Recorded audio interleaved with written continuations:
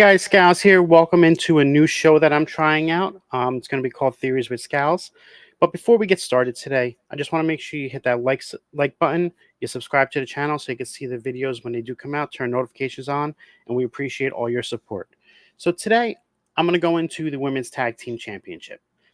Is there a curse on these belts? Let's get into it.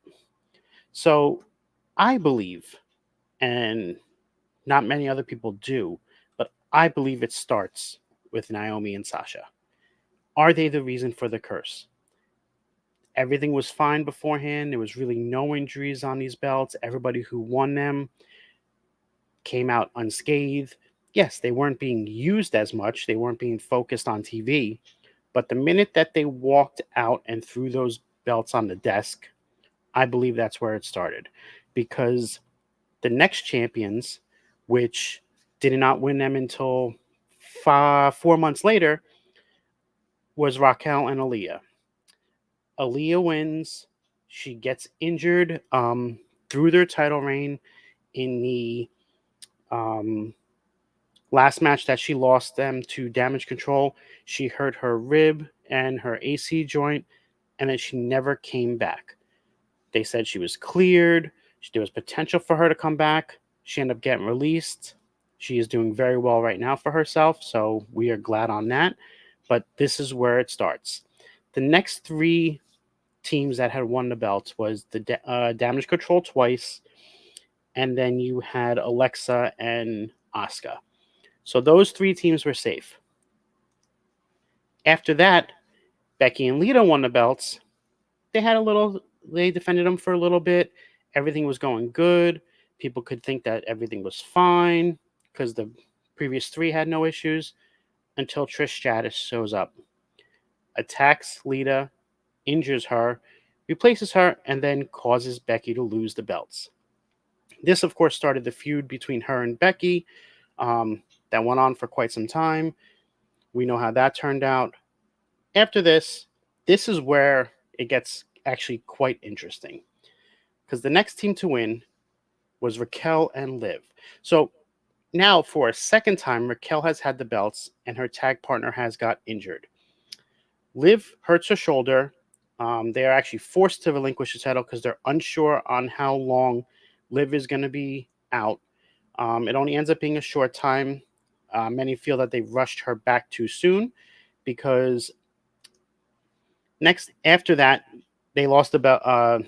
Ronda and Shayna ended up winning the tag belts from a Fatal 4-Way match.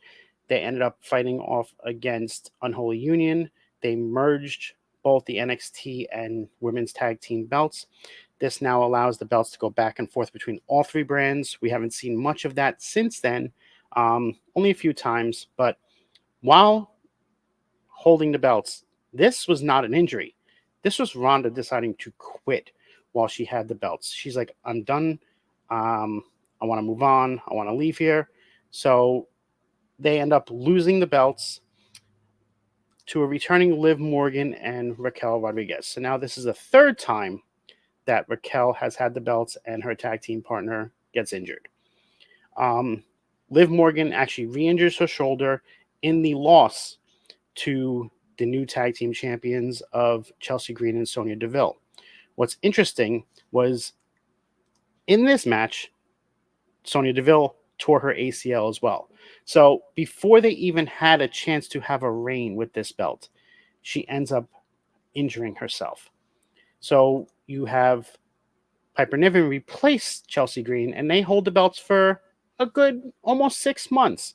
So everything is going fine. People are saying, oh, this is what was needed. There's a long title reign. They're finally putting some emphasis back on the women's division. They were defending the titles. Niven gets hurt in the last title defense when they were dropping the belts.